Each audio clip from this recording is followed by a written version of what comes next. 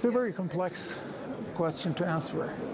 Why? Because, every single case has to be understood and dig within their own conditions, including emerging economies as well.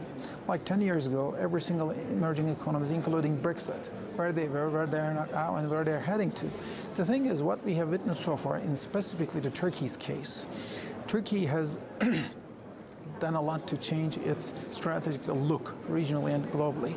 And within that mindset, this global conflicts, economical conflicts that we're talking right now, and what the this year's Davos is discussing internally right now, where the world is heading to. I do say that nobody knows where exactly it's going to, by the way, because even in a year term, we don't know exactly what's going to happen in the fundamental engine economies in Europe, including like Germany, France, or UK. But what does the uncertainty mean for Turkey and its economy? So this uncertainty arrives with a very strong opportunity case in Turkey's understanding and implementational strategy. Why? Because every conflict or problem or threat come up with additional open-minded options and opportunities as well.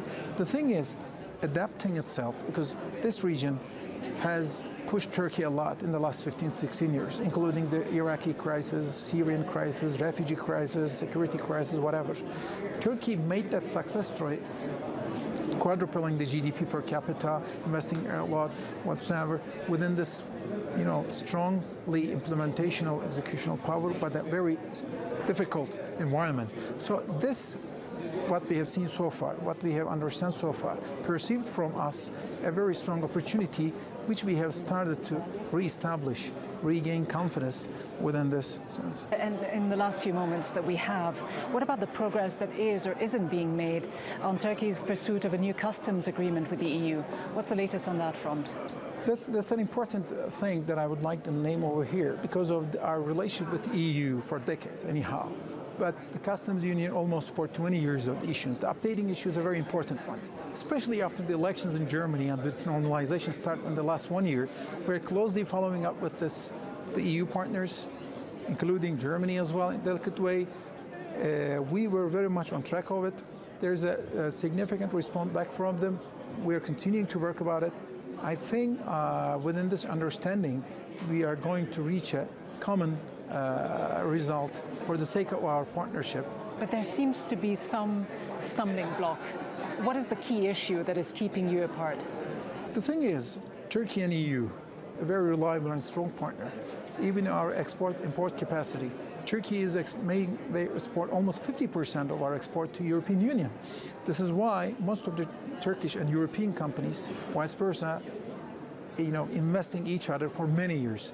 We have also a good connection with our partners in this program as well, in different aspects as well, trying to be a very strong investor in Turkey and European Union as well. So the thing is, this cooperation is not something happened recently. It is a very old cooperation in the economical base, especially in a very challenging time of European Union's future vision and history, and Turkey as well, promoting and offering a very strong base, especially this global challenge is arriving. And just finally, since you mentioned the global challenges and being here at Davos, I wonder if you could share your perspectives on the major themes here. Globalization. Is the World Economic Forum starting to lose some of its relevance, or is it focusing on the right issues?